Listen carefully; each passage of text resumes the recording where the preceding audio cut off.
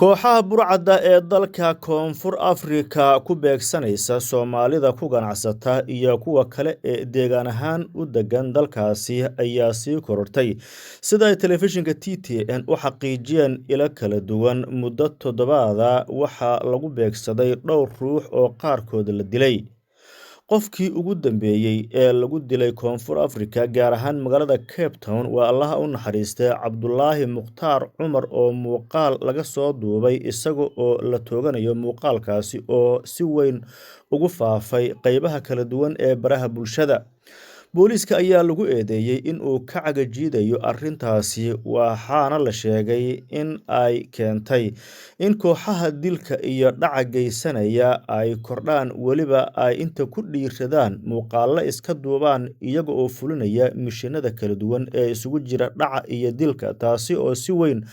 ay u cambaareeyeen qaybaha kala duwan ee bulshada Soomaalida ee ku nool waddankaasi Koonfur Afrika. Qaar ka mid ah ganacsatada Soomaaliyeed ee Koonfur Afrika oo la hadlay telefishinka TTN ayaa waxa ay cabsi gelin xooggan ka muujiyeen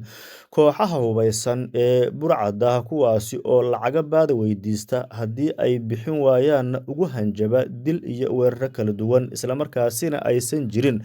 cid iyo maamul ay uga dacwoodaan oo ka celinaya intaba. Inta la xaqiijiyay 7 ruux ayaa bishan Abriil oo keliya lagu dilay waddanka Koonfur Afrika. Saraakiil ka tirsan booliiska goobaha dilalku ka dhaceen oo goobahaasi tagay ayaa baaris kala duwan sameeyay, mana jirto natiijo ka soo baxday, sida mar kale telefishinka TTN ay u xaqiijiyeen qaar ka mid ah ganacsatada Soomaaliyeed ee ku nool waddankaasi Koonfur Afrika. Soomaalida ku nool Koonfur Afrika ayaa baaq waxa ay u soo direen dowladda federaalk ee Soomaaliya, iyagoona ugu baaqay in ay kala xisaabtamaan dowladda Koonfur Afrika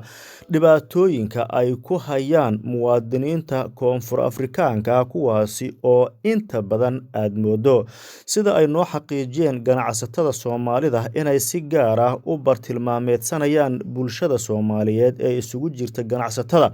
iyo kuwa deganaanshaha ka haysta Koonfur Afrika ee ku nool magaalooyinka waaweyn ee waddankaasi.